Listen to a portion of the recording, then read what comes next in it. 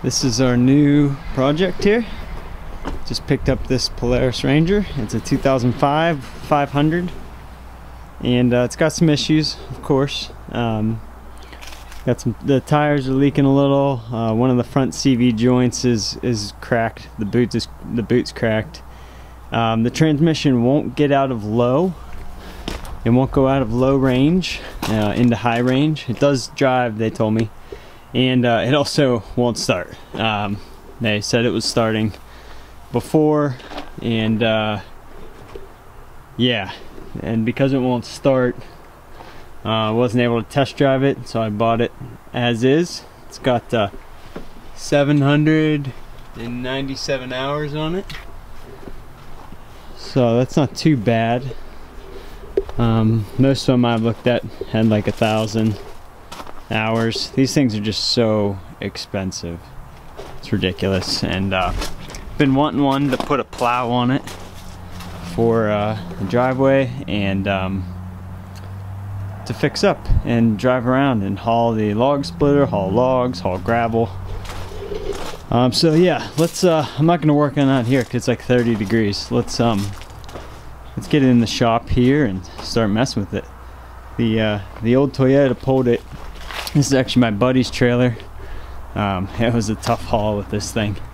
I pulled up with my trailer thinking that it would fit, because online these are 60 inches wide at its max, and my trailer was 60 inches wide, so I was like, oh, the tires will squish, you know, a little bit. But they put these off-road tires on here, which are a little bit wider than stock, which is actually like a good thing. I'm not complaining, but it didn't fit on my trailer. So I called my buddy up. I'm like, hey, can I borrow your 14-footer? He's like, yeah. He was right down the road and picked it up, and got it home late last night. Toyota pulled it like a champ. So alright, sweet. I can't wait to start working on this thing, and we'll figure out what's wrong with it.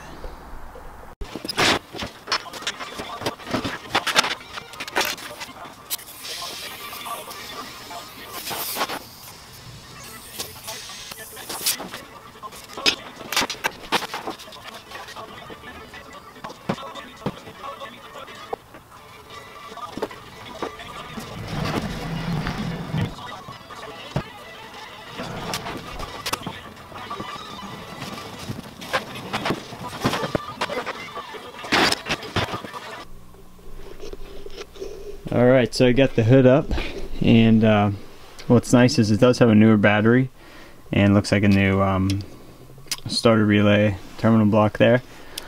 Let's just go over it. I usually power wash all these things first and then go over it, but my power washer's not here today. I got brake fluid. Looks like there's supposed to be a brake sensor wire there. This does have stainless brake lines, which I guess that's standard on these, but I thought that was pretty awesome. That is not it. Right here we have our throttle and the shift linkage there. This is the shifter, and I think this is the throttle body or the brakes. Oh, there's the brakes right there, and then yeah, I think that's the throttle. Okay, let's check the radiator. Hopefully it didn't have straight water in it, because they told me it's been sitting and it's had freezing temps. Oh yeah, ain't nothing in there. Sweet. This thing's probably below head gasket. That radiator's about half full, and it probably takes like a special fluid. I'm gonna have to look that up. Okay. Stupid. I should have checked that yesterday. First downfall. It looked green though, but okay, what's this here? I'm not sure. Oh, that's the overflow. Coolant overflow. Probably empty, if that was empty.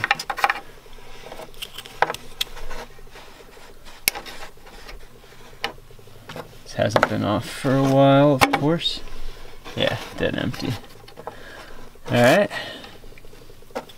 Well, I did check the oil. These air filters are pretty crazy. They have like these long runners that go all the way back. I have to pull those off and probably blow those out. And I don't know if the filter element's here or it's in the back. It probably is in the back.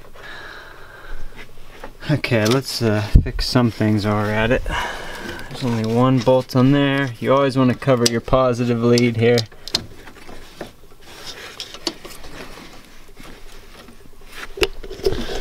Looks like there's another one here. I'll set you down for a minute. Let's see.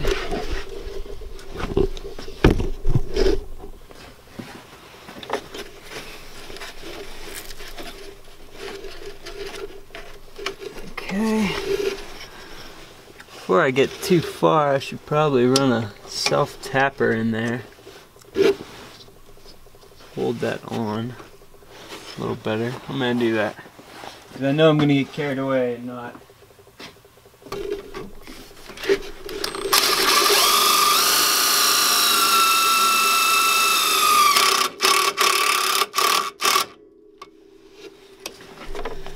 Something that easy could cause a ton of problems. This could be an electrical issue, could be a fuel starvation issue, could be the motor's actually dead.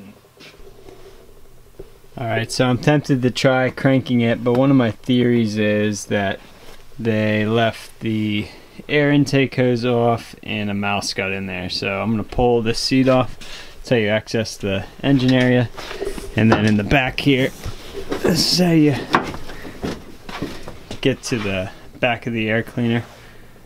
So yeah, let me pull that off and we'll take a look. Okay, pulled that off. You just have to lift here and then slide out these back pins on both sides. It's kind of hard to do holding the camera. Okay, the guy said typical stuff.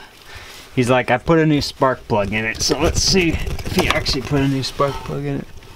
Yeah, he did. Awesome, okay.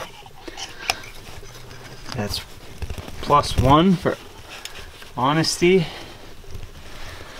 And looks like the carb was not off. So he said it might be the needle, which yeah, it could be. Carburetor. This air thing is also off. I can't really see where it's supposed to go. Okay, looks like it goes. I need my light. But the air cleaner's in here. Okay, that one's off.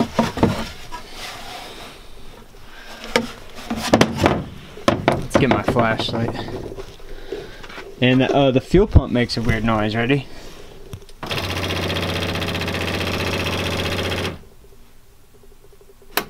They didn't seem alarmed about that, so maybe it's been doing it for a while. But to me it sounds like the fuel pump's out. And I believe this has a fuel pump, because that sounds like a fuel pump. Yes, there's a filter there, so we'll change that. Oh, as my camera mic just fell off, I thought it was a mouse came out of that thing. Yeah, the carburetor's definitely not been off, but I really hate to pull it off without power washing this, so I might have to wait till another day. I gotta get distilled water for coolant. Looks like this. This is just a heat vent. I don't know what that is. Kind of weird. They put like heat tape on that. Oh, okay, it slides up. Okay, and then you can look back, I guess. I'm not sure what the function of that actually is. That's kind of strange. You can't really reach anything besides the exhaust, maybe.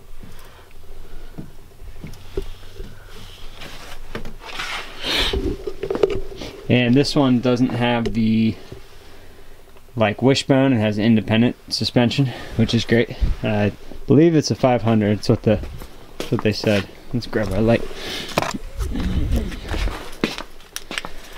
This thing is filthy. Okay, so there's that. I'm gonna follow the line and see if there's a fuel pump. Okay, let's see if we can tappy tap on that a little bit.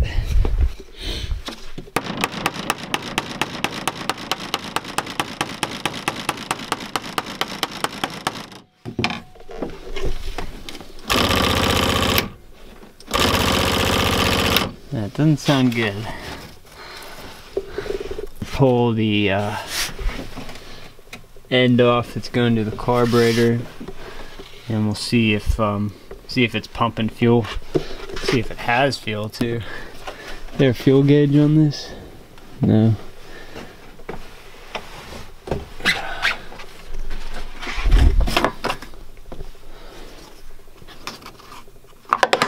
Kind of talking you guys through this. Hope you like it. I'll try to edit it a little bit shorter. Let's see if I can see in there. No.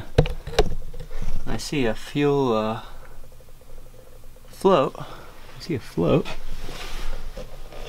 but no gauge for gas. Huh.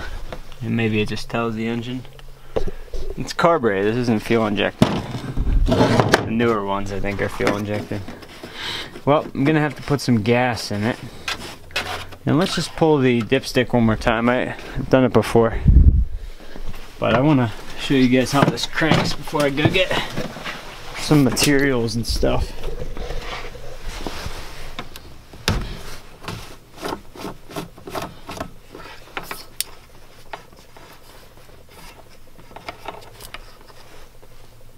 Oil looks pretty dirty. Probably needs changed. Let me actually wipe that off this time, because it didn't last time. I always do it unscrewed. You just dip it, and it's at the low end, halfway to low, but Polaris 4-cycle oil recommended. Okay, I gotta get some of that.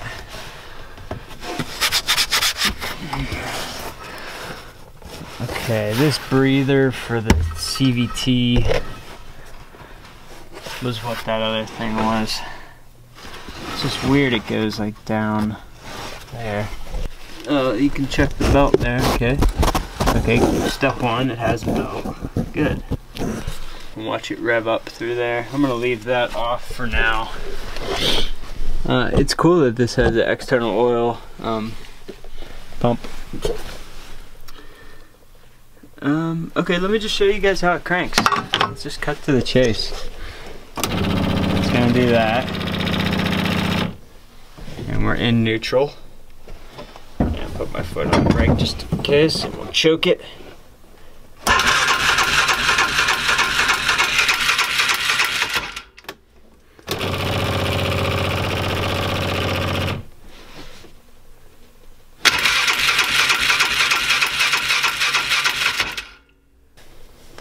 Alright, he was saying, you know, when it used to run, you just give it like a little gas, and it would start right up. So let's try that. See if our choke is actually working. Yeah, I can hear it. You know what, before we suck any more crap into the engine, let's check this air filter out. See how many mice. Oh my god.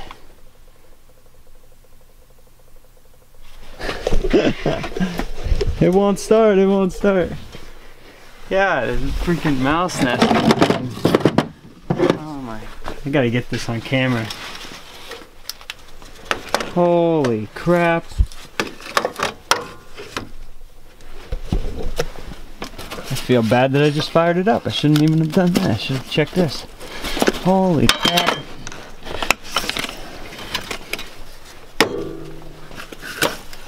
Wow. Okay, that looked way worse than it was. But.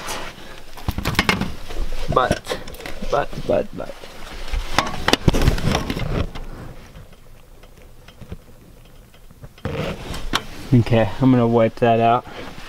Maybe I'll see if I can get it running on some starting fluid.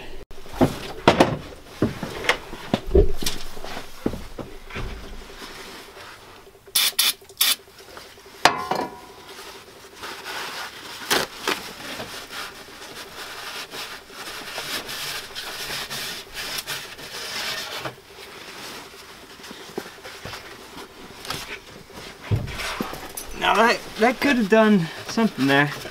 All those leaves in there. What I was thinking it was happening was there's a mouse. If I feel in there, I don't. I'm gonna try it once with some starting fluid, but I think if he was pulling hoses off, he might have just been shooting starting fluid or ether in the wrong holes, which is good because I was worried when people try to start something, they get desperate, they'll dump, you know, dump spray a ton of ether in there and like blow up the freaking intake. No mouse. See, if there was a mouse, I would have had to chew through this, because that was on there. So let's see if it'll fire right now. Neutral.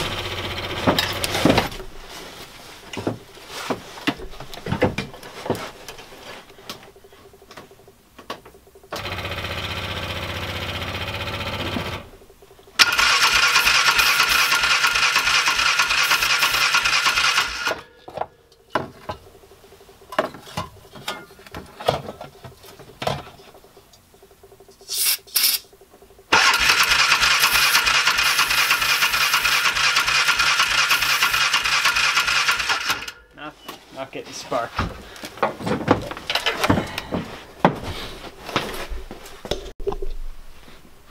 Alright, so that didn't work. What's, you know, if it wasn't getting fuel, it would have ran off that. It would have sucked it in. So either we have a mechanical problem or an electrical problem. Typically, it still could have fuel issues. Actually, you know what? I had the choke. No, I had the choke closed. So if I had the choke on, it would have been blocking that fluid. Anyways, oh, in my comments about the seller, I'm not trying to be rude or anything. I just, nothing. The guy was great. I'm just saying I bought this thing sight unseen. I've never fired up, never drove it. So I'm like, just making sure I cross all my T's, dot all my I's kind of thing. Alright, let's see. Let's see if we're getting spark.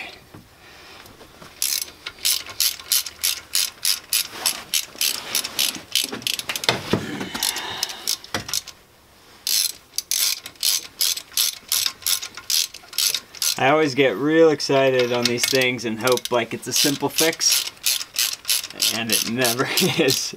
It's always a big old engine problem or something. Oh, that didn't have the rubber in it. Need a magnet.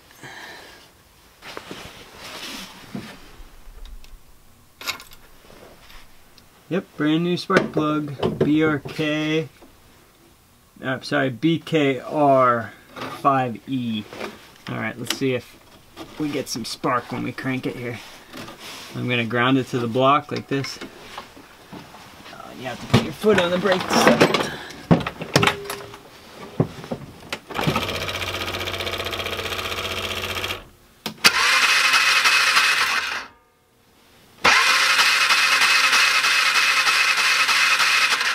Getting spark, but it's arcing weird.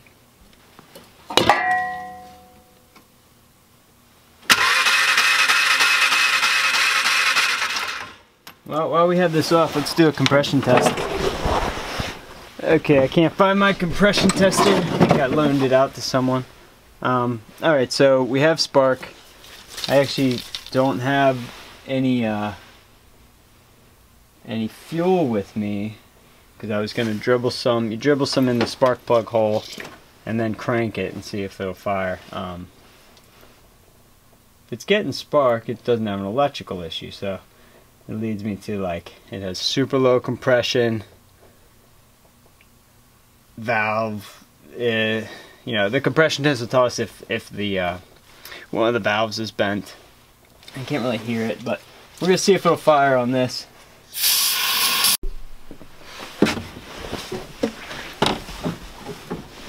Okay, back at it. It wanted to go when I put it in low. I'm gonna hold my foot on the brake. Let's try Stay in neutral.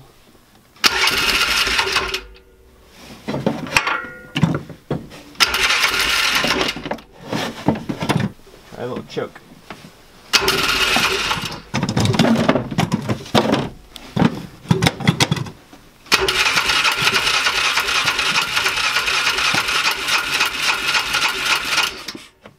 Alright, no choke.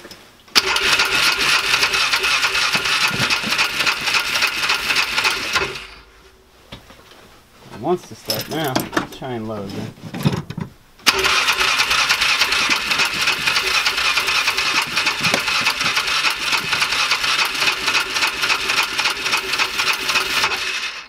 Alright, that's enough.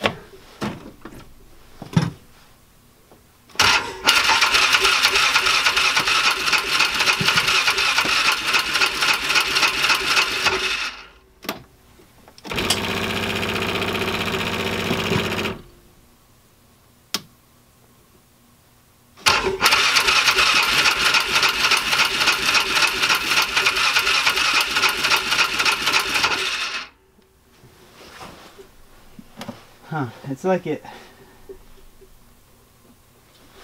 think it's getting fuel now. I can't really smell it though.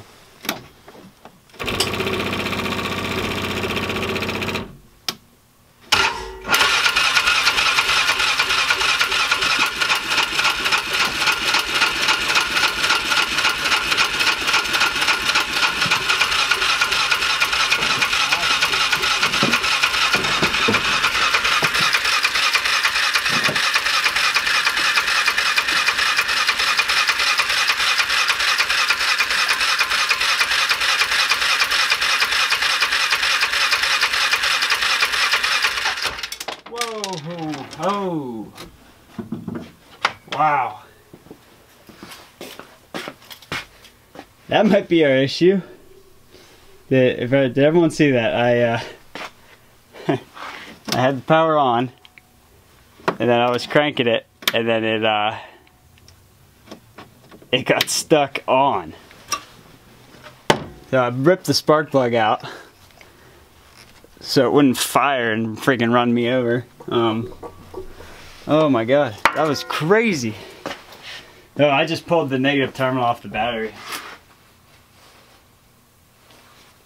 That is an electrical problem. Alright, we're gonna have to find that. Let me think about this for a minute. Alright, so I don't know if you guys caught what just happened, but I had the key on and it was cranking, and I turned the key off and it kept cranking. So it probably has a bad ignition switch too. I just ordered the fuel pump. Found one for 17 bucks on Amazon. I'll put a link below, because we know that sounds super bad. It shouldn't sound like that. And it could be one issue. I'm gonna go get my compression tester from my buddies and get some distilled water, top off the coolant. And I'm gonna order some oil and a filter too, so we can change the oil. And yeah, I'm gonna call it quits right now, but we'll get back to this soon. See you later, guys. Alright, so it's the next couple days. I got a new fuel pump in. Typically these are directional. It should have an arrow, but oh, there it is, out.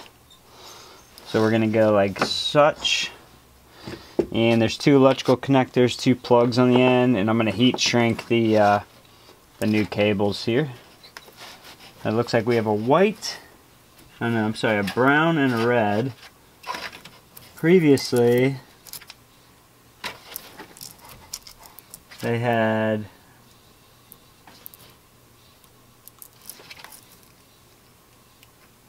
brown, black. Okay. This might be a replacement one already, it looks like. This thing does just not sound good. Trying to get the least amount of dirt in my fuel here. I forgot to bring fresh fuel. That would also be a good thing to do. Alright, let's just go for it. I got black. Black was on the brown. Red was on the red. I guess that's a red. Except these are... yeah, that's right. Okay, these are male and female, so they can only go in one way. Making it easy for us. Alright, let's pull the fuel lines off. We have these spring clips on the hoses. Pull those back. And then a little twist on the hose.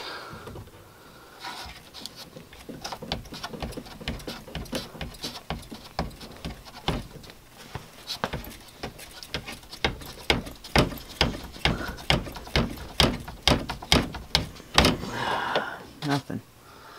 I probably should have seen if it was pumping first, but I don't really even care. Because it should fire on this if it was the issue. I actually think we have different issues. But there was not any fuel in that when we just pulled it out, so.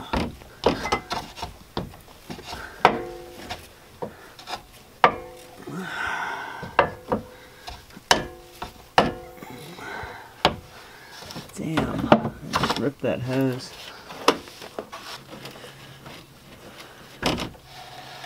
Oh, that one has fuel in it. Okay.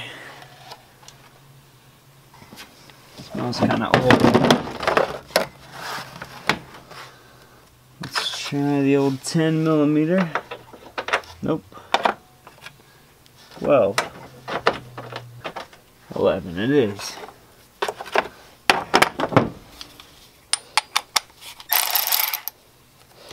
Best tool ever.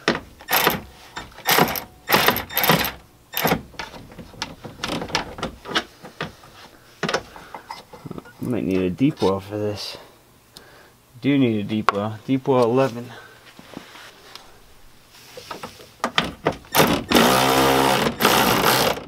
Okay, it's spinning the front, and the front has that weird Torx head on it.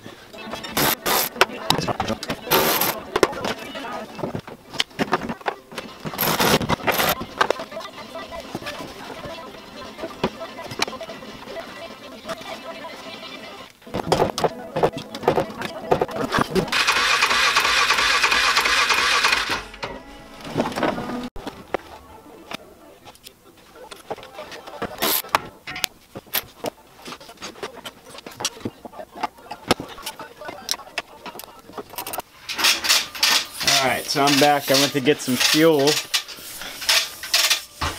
I have a theory that the only thing wrong with this is the fuel pickup thing fell off. So let's pull this out and see if that's true. It's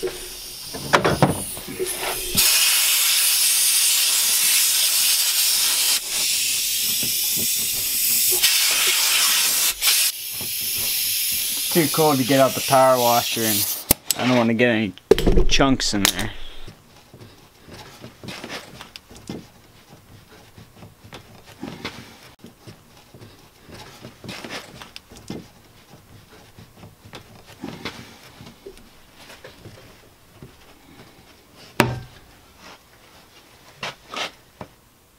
No freaking way.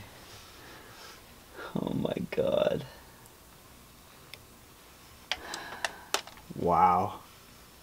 I've never been this lucky in my whole life.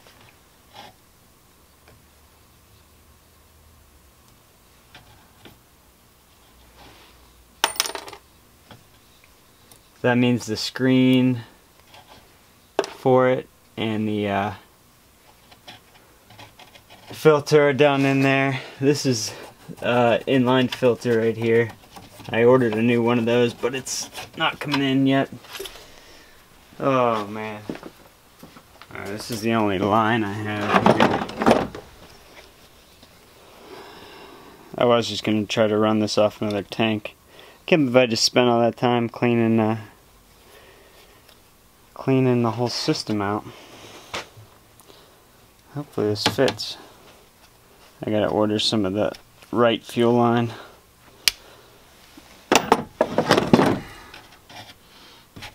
But this will work for right now. And again, I'm gonna run it without a screen, which is a little dangerous. Maybe I'll throw a fuel filter if I have a little one laying around.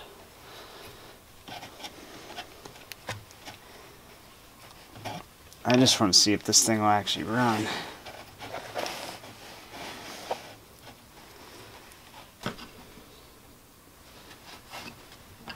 Alright, I'm messing with that later. I'm too excited. Too excited.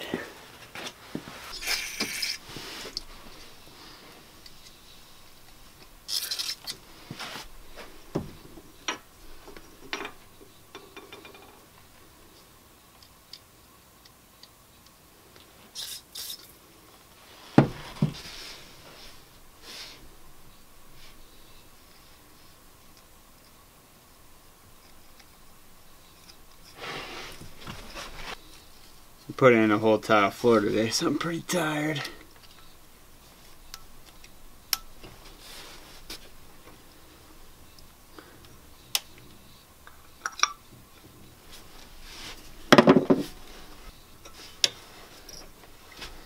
So again, we may get it started here. Well, we should, because it's going to get fuel now. But still could have a ton of issues. This thing definitely has some miles on it. I was just reading the manual for it. I got to go over all the gear fluid. It doesn't look like it's been maintained. But before I do that, I'm definitely going to get the power washer out. This thing, they need to put some better like mud shields on it, because this whole thing is just, I mean, these guys might have beat the crap out of it, but which they probably did, but yeah, the whole thing is just mud. Okay.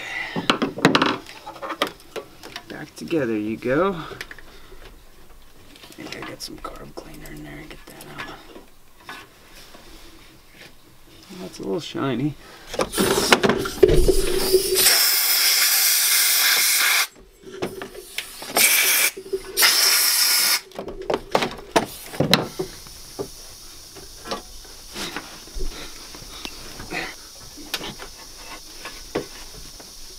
Actually, this isn't too bad to take on and off.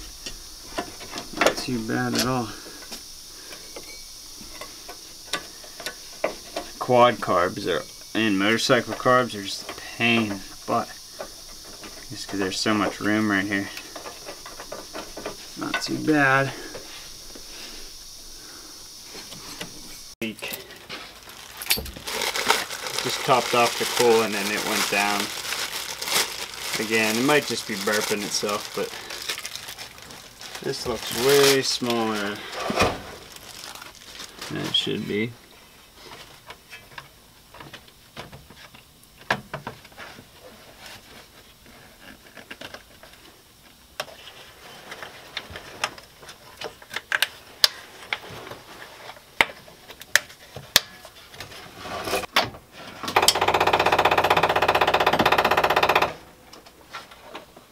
Choke.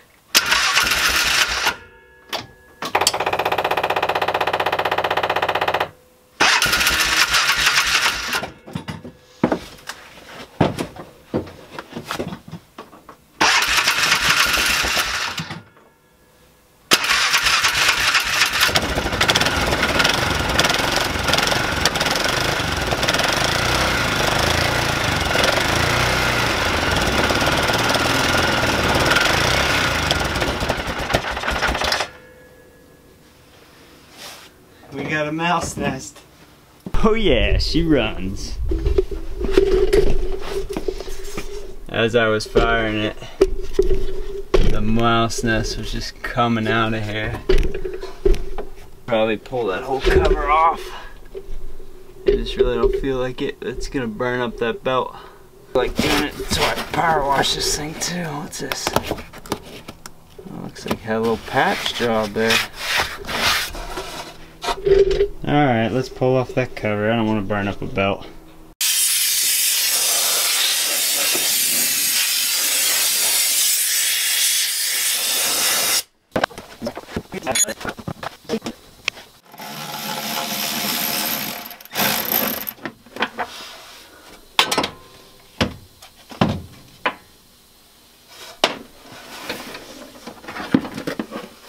Oh, that's not that bad. Okay, that makes me feel better. Got 2 patches on here, some JB Weld, and smells terrible, but here's the gasket. Make sure that gets back in there. Blast it out with some air.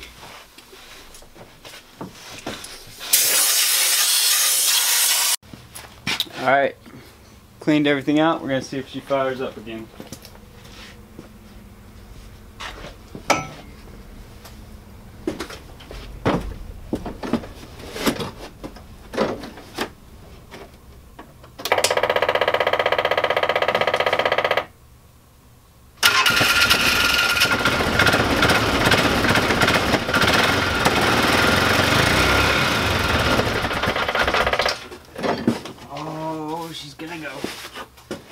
Check the oil. So I just pulled the dipstick after it actually fires, and there's like, oh, it says tighten to check oil level. Duh.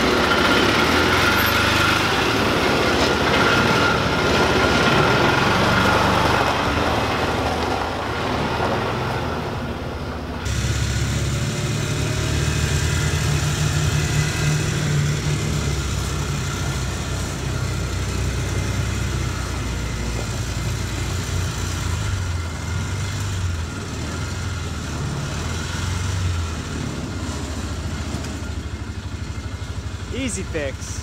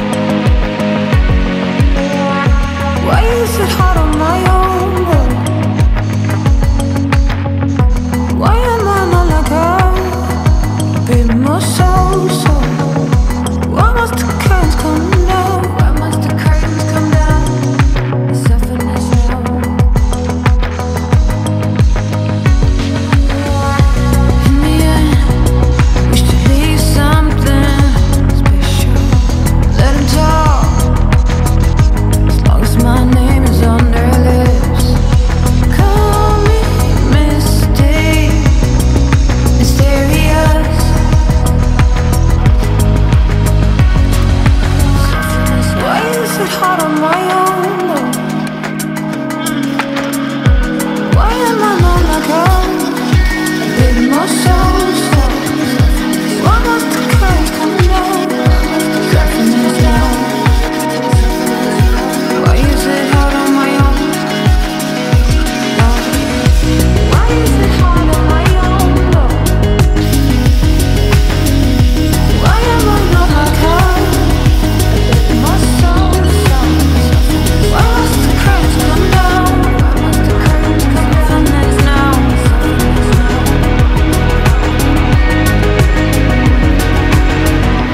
In the end, I wish to be someone better. Help me with this comparison. Call me misty, mysterious, mysterious.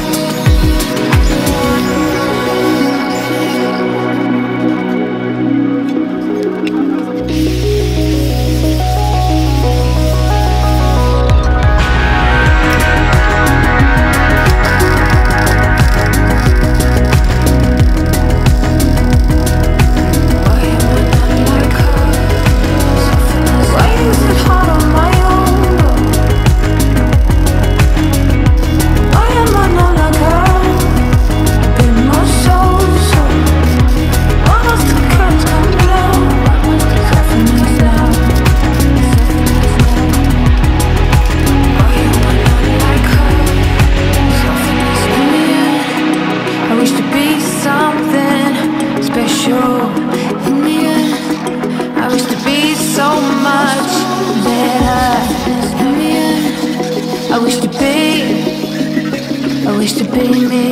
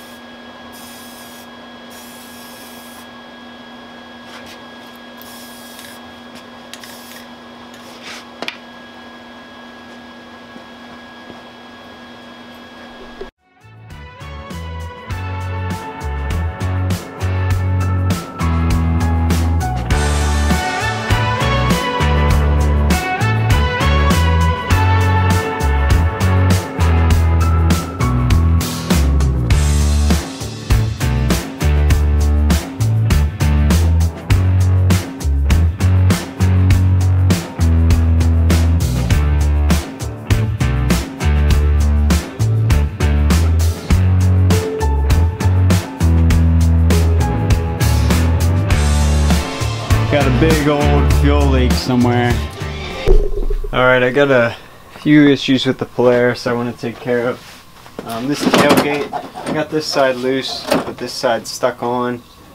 This brake light is burned out. One of these, I think it's this one. And then the carburetor started leaking gas like really bad out of the overflow. So I'm going to pull the carb off, and I think maybe the float's stuck. Even though I just cleaned it, so hopefully that's just the issue. So that should be able to shut off the fuel, unless I'll need to buy a new needle and seat for that. So take care of that and then warm it up, and we're going to change the oil on this guy. And then I want to check the front and rear diff fluids, and the CV boot is cracked, and so I want to also take some measurements on that so I can get a replacement boot ordered. And I'll probably just duct tape it for right now, pack some waterproof grease in there, and then duct tape it. I don't feel like really pulling that apart right now, and it should be fine. I'm not driving this thing through rivers. And then the case that's over the pulley, it's been JB welded many times, but it's loose. The JB weld didn't stick, so I'm going to try to sand down some of the plastic and re-JB weld that, so it's not cracked. And then if I'm feeling up to it, the rear sway bar is split in half, so I might cut some pipe and just weld that on. The new one's like $100. I'm not interested in buying that right now, so we're just gonna like sleeve 2 halves on it and weld it on. Yeah, and then this thing should be good to go. I want to do some riding with it soon. So, oh, and I also made this cool rear light bar thing. We'll put that on. 3D printed. Okay, so let's see if we can figure out what's going on with this. Looks like this can pop off, this top part. I don't know if that's helpful, but it's the Torx, and these are Torx, so I need all Torx.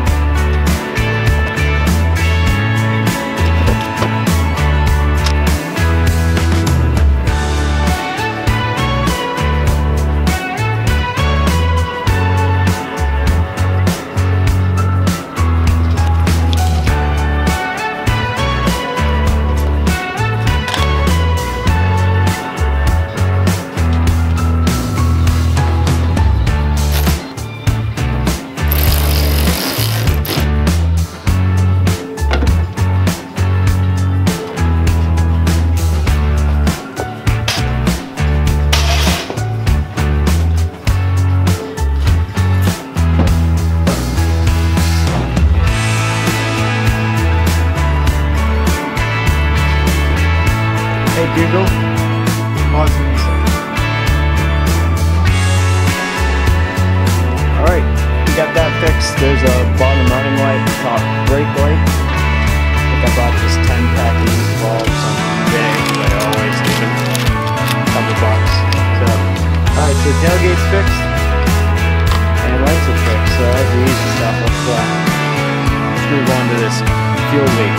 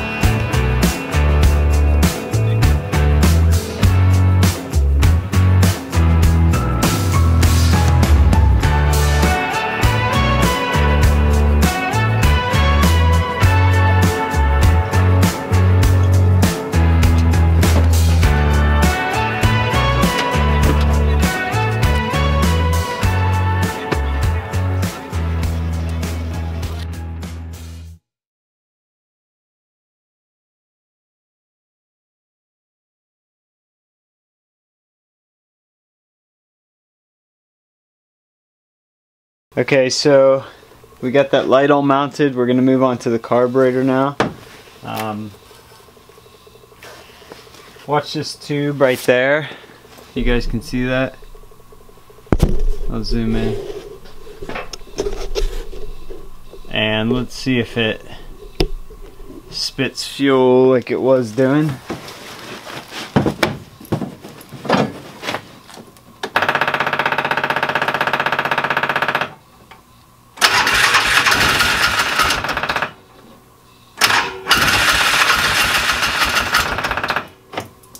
Yep, spitting fuel. When I pull the choke, it doesn't do anything either like it used to, so it just started pumping fuel. Now, all I've changed since then is the fuel filter, which I know I have it on the right direction because there's an arrow on it. Yep, looks like Phillips head and 2 12s. So let's do it. I want to ride this thing.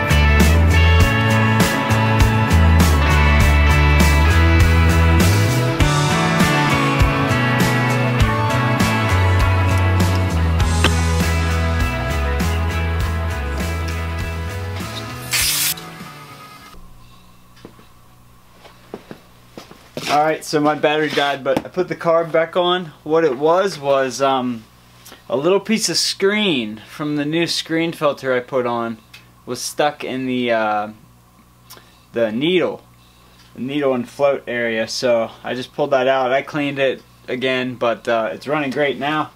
I'll fire it up.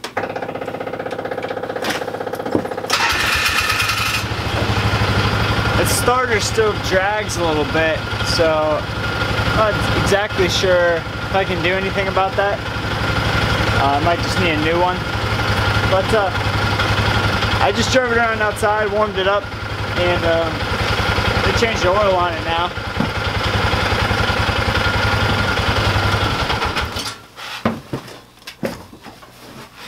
First oil change. I'll pop the seat off.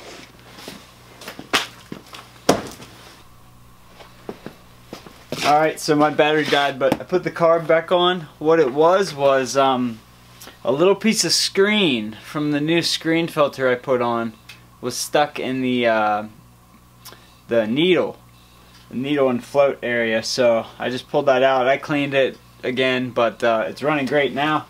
I'll fire it up.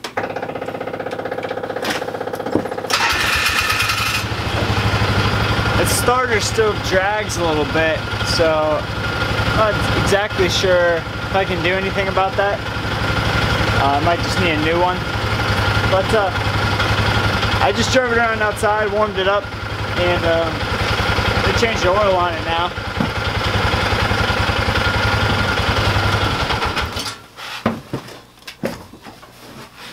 First oil change.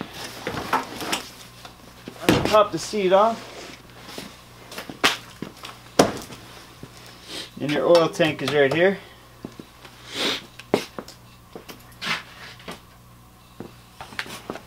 And what I'm using, I got this on Amazon, I'll put a link below. I did call the dealership and this is what they recommend. Polaris PS4 4-cycle oil, it's 508.50. I read a good bit of forums about this. A lot of people use a ton of different AMSOIL products and stuff like that, so anything will really work, but I'm going to use Polaris. So the oil's pretty bad, it probably hasn't been changed for a long time. So I didn't want to run it too much, but had to get it warm to change this out. So let me read the manual. Polaris Ranger service manual. Let's see where the oil drain's at, because I couldn't find it earlier. Alright, for all you nerds out there, we have the Ranger 4X. This is the 4X oil and filter change. They used to run a 0840 in this. From the dealer, when I talked to them, they say now it's 508.50, but that's what I'm running. Run whatever you want. So this engine, since it has a dry sump, it's a little more complicated, and I think they did that just for clearance, you know, high ground clearance, and so the engine would fit under the seat nicely. So what a dry sump means is the oil doesn't splash lubricate on the crankshaft from below. This actually has an oil pump, and I'm pretty sure that's gear driven off the crankshaft. I haven't really got into that yet, but this is your oil reservoir, so it's external to the bottom. There's no like oil pan. There probably still is a pan, but it's like really small, not like you'd see on a car, right, where it's splash lubricating the crankshaft. So on the bottom of this, there's a drain bolt, and I'm going to drain that. So this engine has an oil filter right on the side, right there, you can see it. Straightforward, regular oil filter change, except it looks like because of the belly pan, you got to put rags in there to catch the oil. Second thing you have to do is there's a screen filter in here somewhere, I'm not sure yet, but you have to take that off and clean the screen filter, and you should replace all your O-rings, and you can buy a new screen filter too. I'm just going to try to clean it. Then you actually have to prime the oil pump, and there's a whole procedure in here. Because it's external, you have to prime it, and what that does is bleed any air out of the system.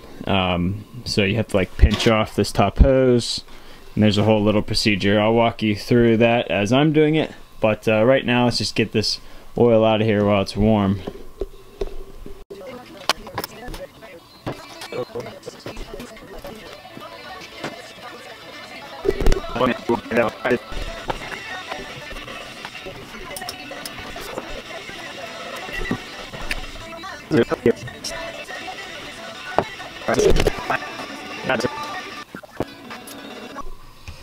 Okay, so we've replaced the filter and drained the oil. Now if you look on the back here, there's a pipe going into the bottom. What we're going to do is loosen that clamp and then rotate that off with a wrench, and that is our screen fitting, they call it. And it's basically just like a bottom screen, and because that plug had so much junk on it, I'm definitely cleaning this. So what you do is you clean it off, and then you could replace it, but I'm going to clean it, and then here's the directions. You can freeze frame that. Basically you want to apply thread sealant to it, rotate it a minimum of 2.5 turns clockwise, and then you rotate the fitting clockwise until the nipple of the screen fitting aligns with the marking on the tank. See figure 3, which is maybe on the next page. Oh no, there it is right there. See that line on the tank there? Yep. So you want it in line with that, basically in line with where it was from. And then you put that oil hose back on. So I think I'm actually going to take this side panel off. Well, actually maybe not, but it's so rusty I don't want to deal with all the screws like up in here. I know there's some up here. So yeah, but that would make your life 100 times easier. I'm going to try it without that. and pull that sump fitting off. Alright. Okay, so I got it out. I used a crescent wrench. And so I'm going to clean this with carb cleaner. And clean in here and then put some new thread sealant in here. This actually doesn't look as bad as I thought, but I guess I can't really see inside, so clean it off and get it back in there. Alright, so got it all cleaned off now. Blow it out with air, a little carb cleaner. And I'm going to apply this pipe thread sealant, because that's essentially what it is. It says PTFE, but this stuff says it's can be used with oils or water. This stuff's pretty nice actually. So we'll get it on there. And install it 2.5 turns and then line it up with the threads. Okay, so we're on the right side of the engine, and if you can see right there, that is the lower engine oil drain. So there is a good bit still in there, so I'm gonna let that drain out. I might even lift up the thing from the other side to let it drain with the jack, and I'll wipe all that oil up. The drive shafts are in pretty good shape. The rear splines here are a little messed up, and I think that's the e-brake. And the guy was like, yeah, the cable's broken. I think there's a whole caliper thing that's supposed to be there that's gone. Maybe I'm wrong. Maybe that's just a conversion disc, but yeah, this cable goes right there and then it's broken, so that's weird. And then this is a transmission, and they JB welded the crap out of that. So that might be something to do with why we're shifting weird. I need a hose clamp on that, and my boot up there for the carburetor is really cracked, so I'm going to order a new boot. Get a hose clamp on that. I'm not going to tear into this right now because I want to drive it in low, but I am going to pull that oil fill and check the level and see how bad that transmission fluid is, if it's been grinding gears. At least want to change the fluid on that. So yeah, we might be draining that right now too, so we'll see. There's another thing right there.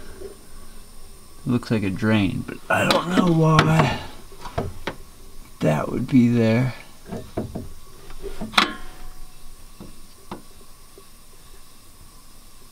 Secondary drain, because this is all the transmission in here. I don't know.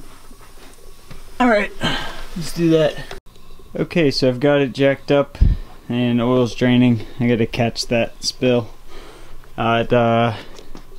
This is the cover for the belt drive system, and I use that goop on it because it looks like it's worn through there and there, and they put these little patch panels, so I'm gonna order a new seal for this and let that goop do its job. But I just found something very bad. These bearings and suspension are totally gone. Like way, like that is a ½ inch of play. And I got a little bit in the lower control arm there, but it looks like most of it's in the bearings. This rear one, I was like, oh, the rear will be fine. Nope.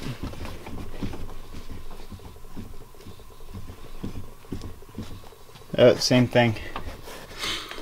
So it needs all new hub bearings. So, and an e-brake thing, and oh, let me show you where it broke. The sway bar linkage broke.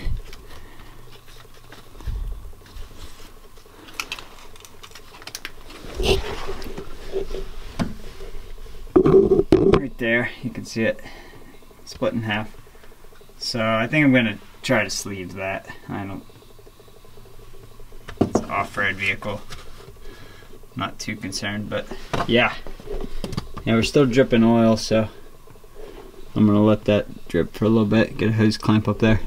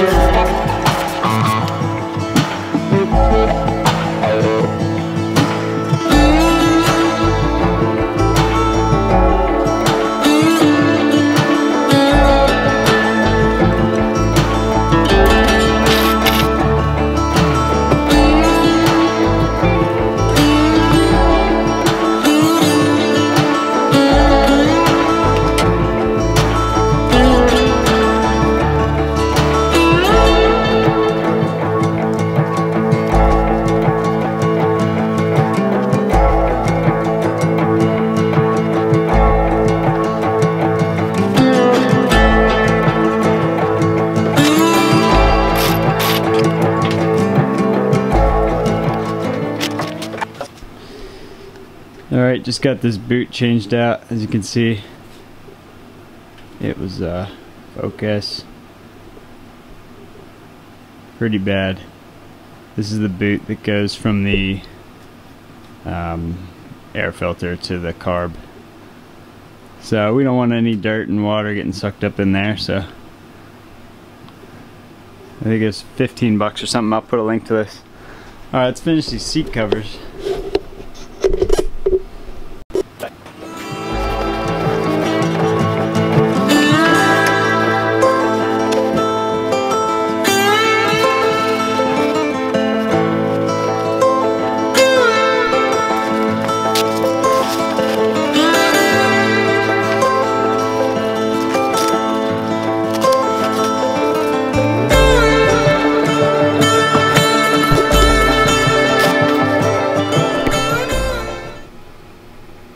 Alright, got these covers on.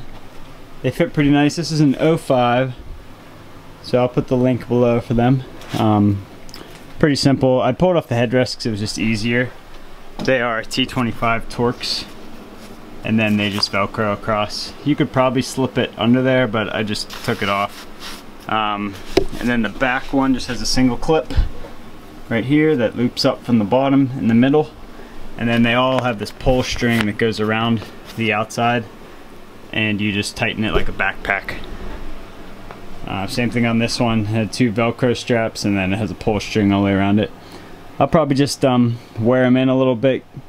They'll fit nicer, and then I'll pull the pull string tight again, and that'll be pretty nice. So I'm happy with those. It looks way better.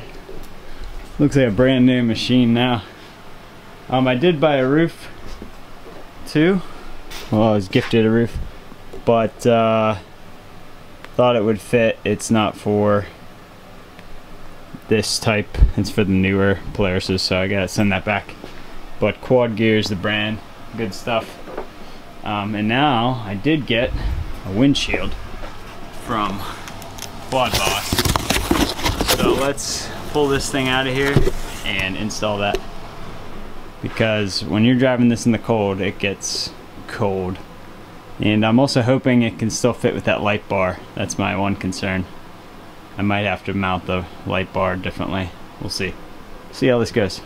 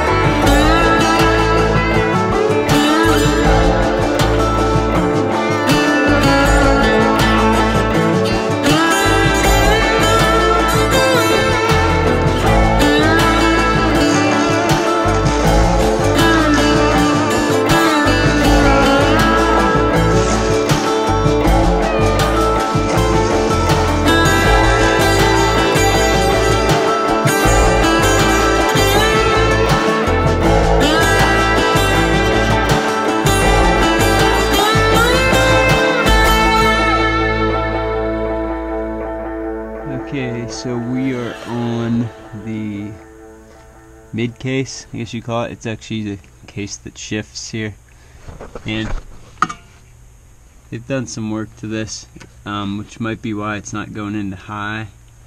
And I'm going to adjust that right here. I'll probably look at that in a minute. But we're also going to check this fluid, and looks like I gotta put this on here. Get a clamp on that.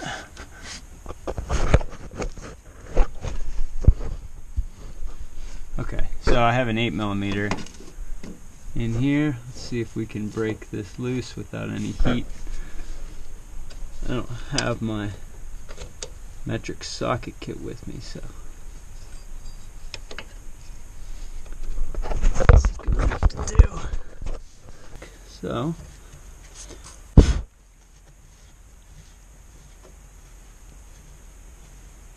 see if anything comes out. If it's all water, we're screwed. Oh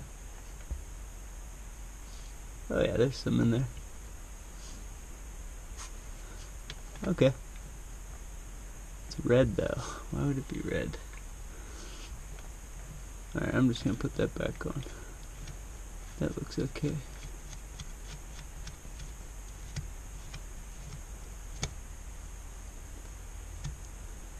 Someone was definitely in here before. Which might be why it's red, but right now I'm not gonna change it. Okay. So now the main case here, this is the drain.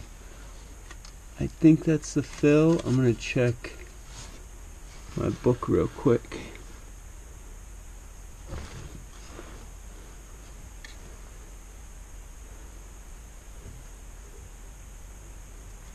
Yeah, I'm gonna check my book.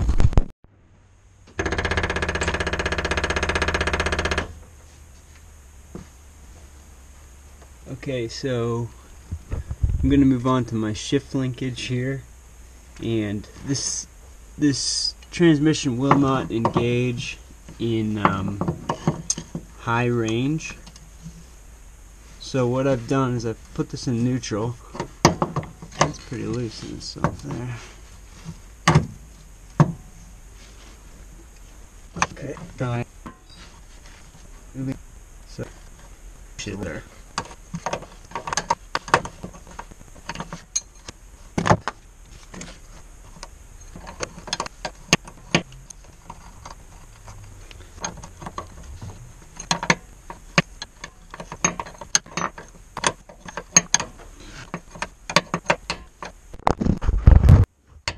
This doesn't throw off my low gear.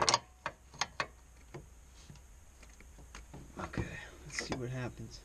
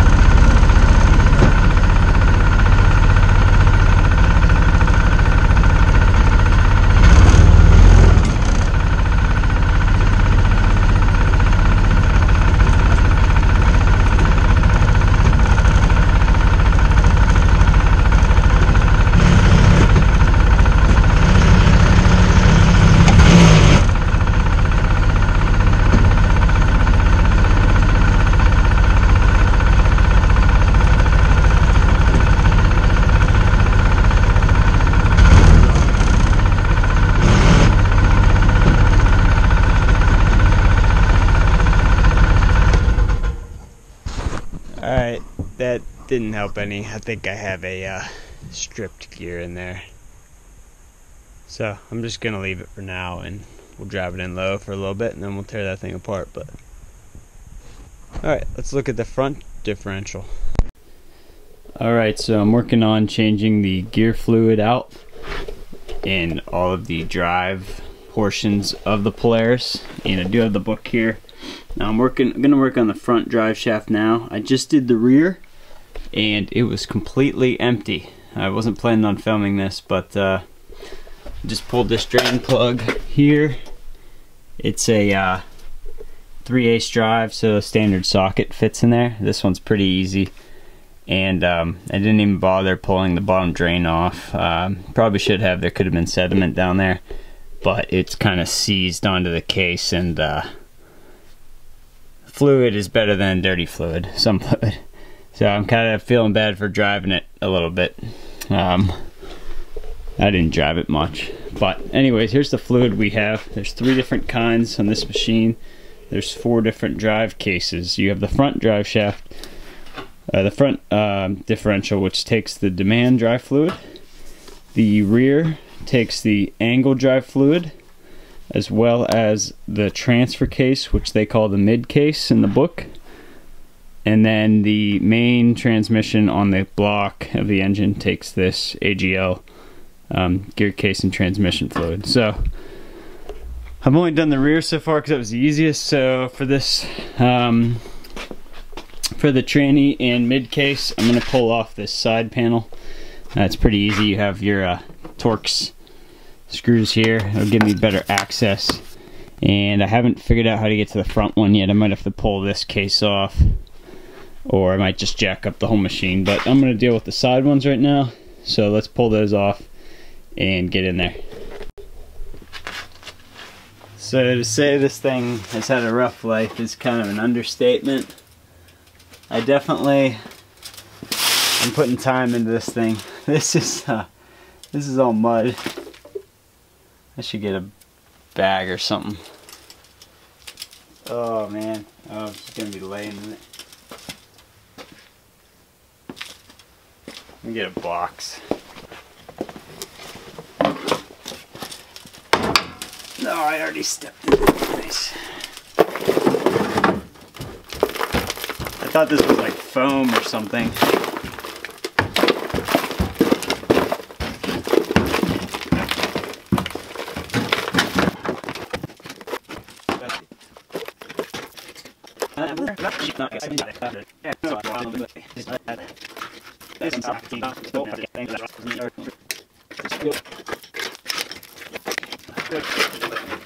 And the gas tank's plastic, so it doesn't really matter on that, but we're gonna treat this thing good.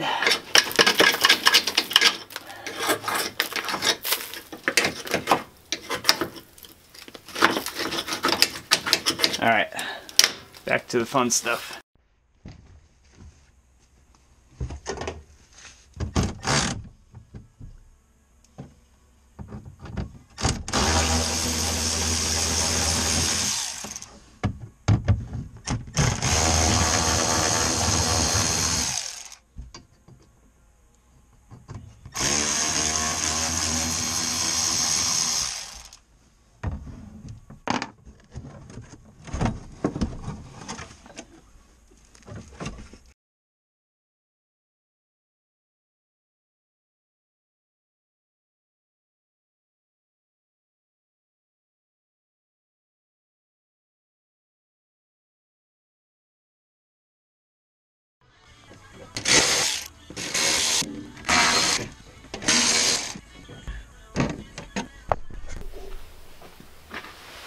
Okay, so one of the other problems with this UTV is the axle bearings or hubs.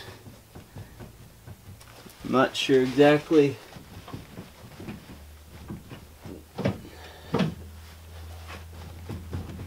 Yeah, that's the bottom. That's not what I thought it was. That's the bottom.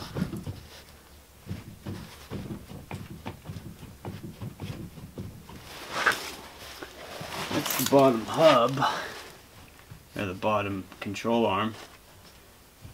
think that's where we're getting all our movement. Let's check the other side.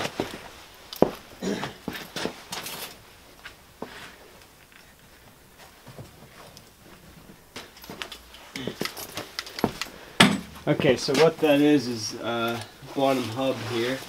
Looks like the bushings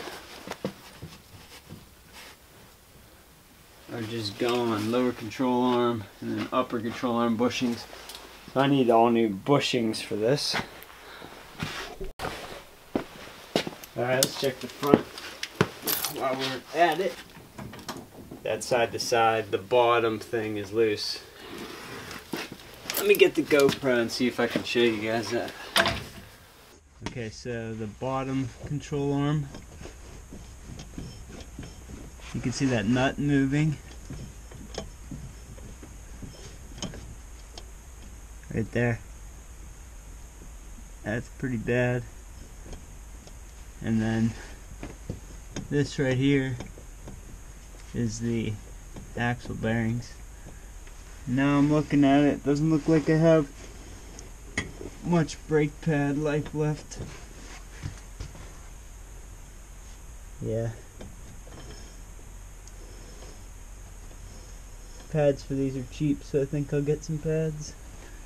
Outer one's okay, but the other one's pretty bad, so.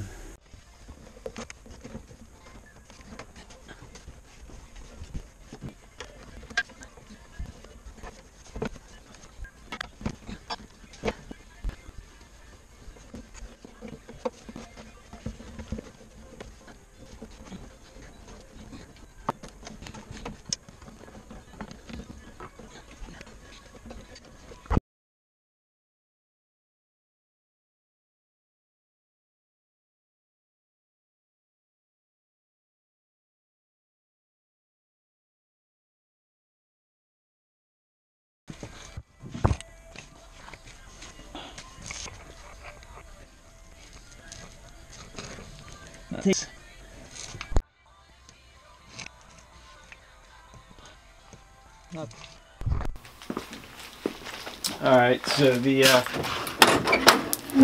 cables on this, as you can see, are quite broken.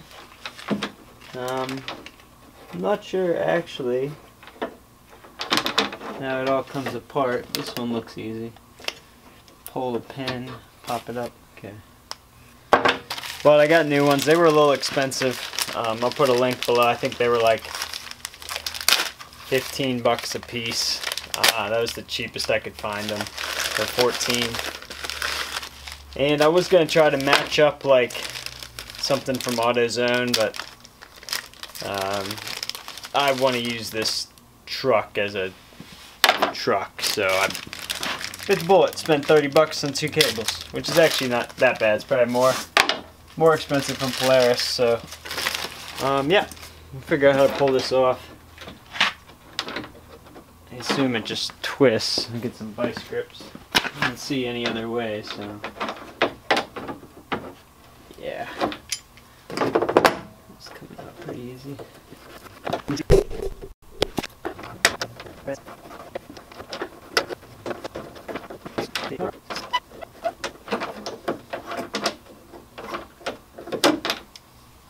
Research time. Alright, I figured out how to get this off. So you gotta take these 5 Torx bits off, and this top plastic piece will come off. And then basically there's a nut inside there, but what I'm gonna do is pull this all apart because I got a lot of side to side slop and it's preventing my latches from closing. So you could stop right here and get a wrench in there. I want to see what's... kind of afraid to do this, but take 2 of them out at least. This.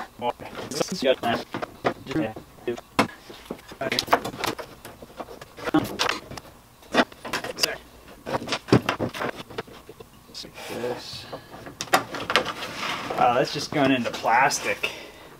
Thought these things were a little more.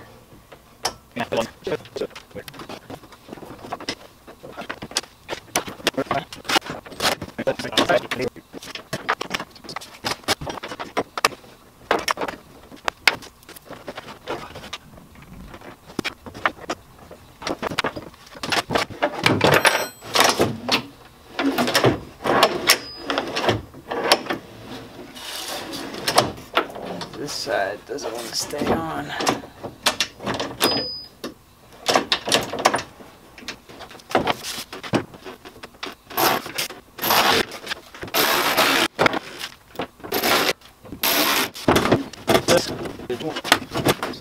Alright. If I can sit on it, I'm happy. Because I sat on it before and this is what happened. Okay. It's good enough for now. Next project.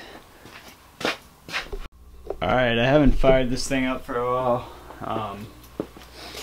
The battery's dead, so let's see if she'll start, and then I gotta go get some logs and stuff. Yep.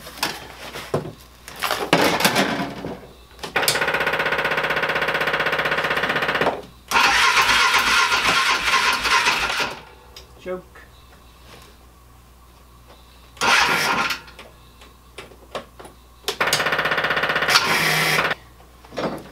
I think my winch might be short in the battery or something. Okay, we'll give that a little bit more time. Alright, so we're under the bed and I'm missing the bed strut. Single shock that goes from there to somewhere down here. I saw it earlier, I'm not exactly sure where it is right now. Anyways, I ordered a new one. They're not cheap. Found one on eBay, I think. Two things we gotta fix into here. Well, 3 or 4 actually. You can see right there, that's my sway bar. That is broken in half. And will need sucked in like that. It's been broken for a while, it looks like. So it actually joins up pretty nice right there. There it is. But I think I'm gonna sleeve it. So I'm gonna, since it's disconnected, I'm gonna get a round pipe that's a little bit bigger, slide it down here, put it over here, tack it, weld that, and then sleeve over top and then weld the sleeve. But right now, this is the emergency brake, the parking brake. And the guy told me the cable was broken, which it's not, it's actually free. But then I got under here and the whole parking brake assembly is gone. So I bought a new one. Well, new used. This was like 60 bucks on eBay, not cheap. This is actually for an 800. So it came with this bracket. What I figured out was that this section should still be the same, and these 2 bolt holes, those 2 bolts on the back, should be the same and should line up here and here. So if not, I can make a new bracket, but new ones were way out of my price range, I think like 200. But how this works is you pull the cable, and then it's kind of cool, these balls rotate. You can see those balls there. And can't have like a cam effect and clamp on that rotor. These pads probably need replaced too. I'm gonna do one thing at a time because they're not that hard to replace, it looks like.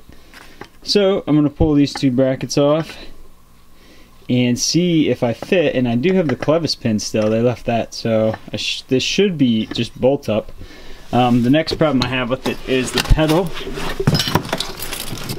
And I kind of need a parking brake on this because if you stop on a hill, it'll just drift because it's CVT drive, it doesn't actually have gears. So here's the parking brake, and it does actually work. I don't know if you can see it.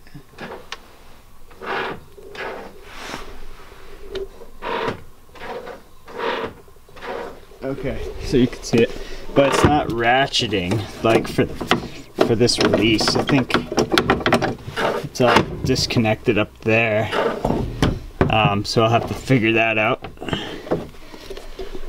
But yeah, let's do this first. Let's see if it fits. See if I got it right with buying an 800. I don't know why. It was cheaper. That was the only reason I bought it. It was cheaper than the 500 ones for whatever reason. So let's see if I can get you in there.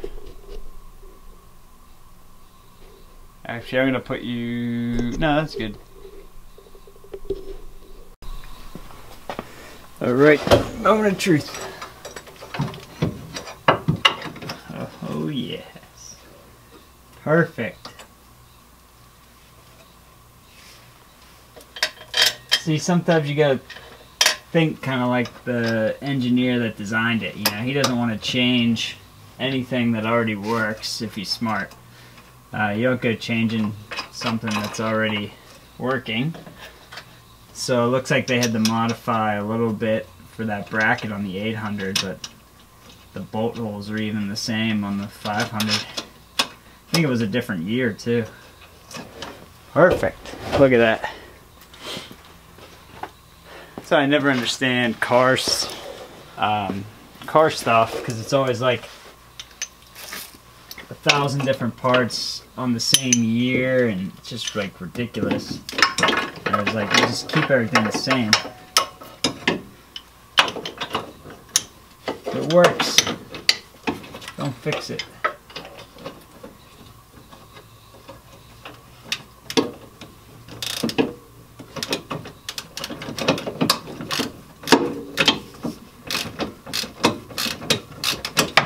Or if it ain't broke, don't fix it. That's the same. Ah.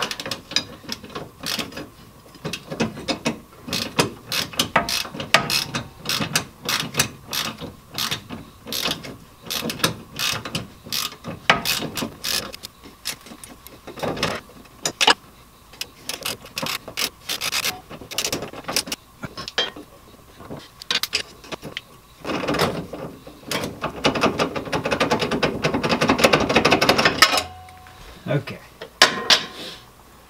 Clevis pin. That's cool, it works both ways too. Look at that. That was not too bad at all. Let's test it out. It's definitely loose. But it looks like it'll work. Okay. Alright, the rear half is done. Now let... Okay, right there. See those teeth? I'm going to push the brake here so you can see. They're not grabbing on the release arm, which is seized up, which comes all the way here to right here. It looks like there should be a return spring. Oh, there is a spring up there. Yeah, so I'm going to just try loosening that up with some PB Blaster. Sorry, I can't really film it, but let's give it. Okay, that worked pretty good. I have it latched right now, and our brake is closed, and I'm in neutral, and I'm gonna try to push it. That thing ain't budging. So then pull this. Boom. Right back up. The only thing I'm noticing is whenever I do this, it sticks until I push that down, which is fine. I think it'll return eventually, but it's a harsh e-brake, man. But that's fully locked. Release. Push down, push this in. Grabs the tooth and is locked. Sweet, so I have an e-brake. I think that cable is really stretched, but I'm out of teeth on there. On that cam, so I'm just gonna leave it as is. Alright, done.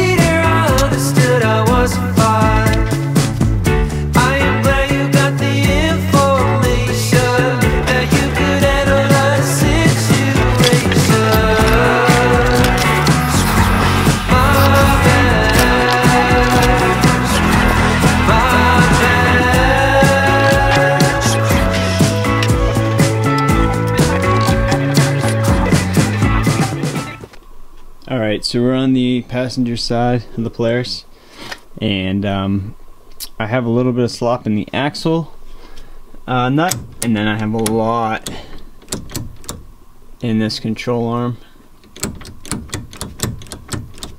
and then I have a little bit in the lower control arm. So what I've been doing, I'm pulling out the cotter pins, and this particular one I have to change the boot on the CV shaft, so I'm actually going to pull this apart, and I have a replacement boot while I'm in here. But I'm gonna just take this nut off, I think, and see like if the metal's worn out, if there's a bushing I need to put in there. I'm not really sure. And then we'll retorque that axle once I get there. But take the bottom out, take this off. I can pivot the whole thing out, get to that axle. So that's the plan.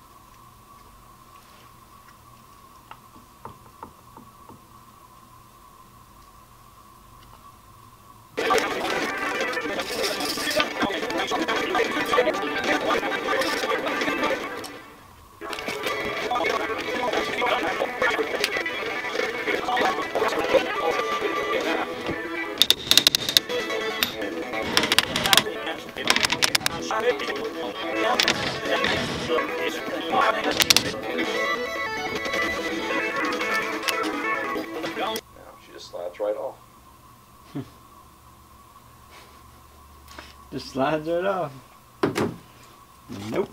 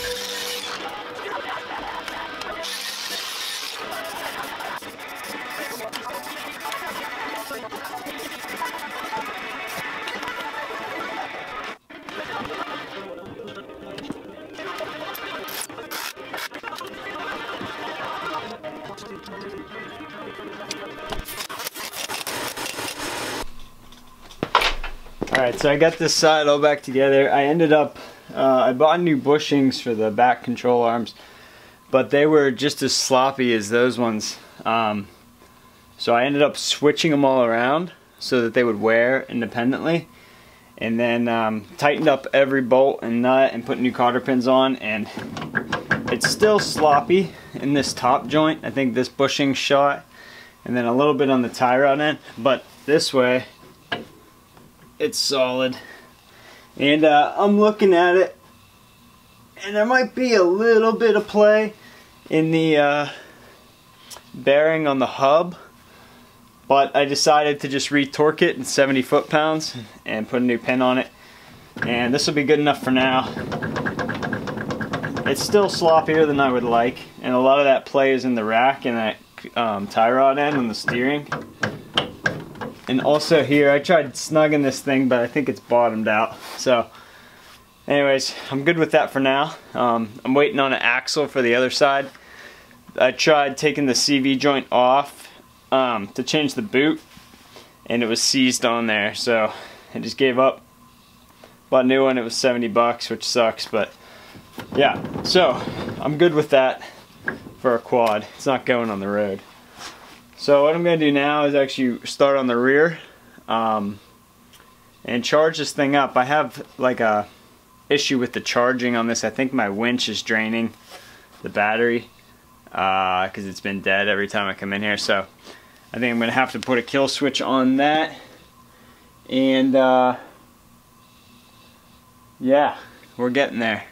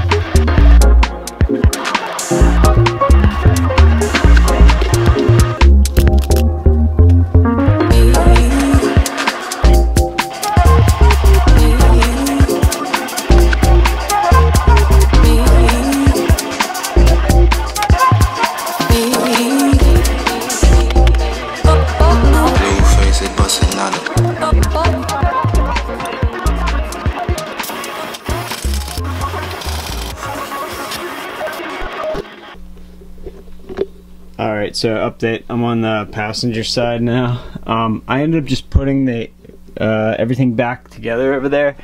It's these bushings that are really bad in the outside of the control arm, and I couldn't get the bolt out on the top. I think it's from this metal hitting it. It has like a shoulder on it, which means it's toast anyway, but to get it out I'm gonna have to like cut off the bolt heads, and I don't have replacement bolts for those right now. And I've had this thing for 3 months and I haven't driven it yet really, so I put it back together for now and I'll change them eventually. This side has it, you can see how much movement, so I'll get those all changed out eventually here. But what I did do was pull this tire off, and I'm glad I did, because look at these studs. They must have been riding it with loose nuts for a while. It ate out about half of the thickness of that stud. So yeah, this one's almost a quarter of the way through. So these things are done. I'm gonna have to order new studs and get new bolts for that anyway, but seeing as I want to ride this today, I'm putting it all back together. Retorque the axle nut, that was loose, new cotter pin, and these pads are decent on the back. I ended up leaving the front pads as well because the caliper was seized up, so it still works, but at least I'm looking into all these things. That's like kind of the main benefit here is like I know what I have to fix, and I'm comfortable with driving it a little bit with all those loose bolts. Even with these, they'll probably break, but then I'll replace them. So I'll put this tire back on, and then still waiting on my axle for the front.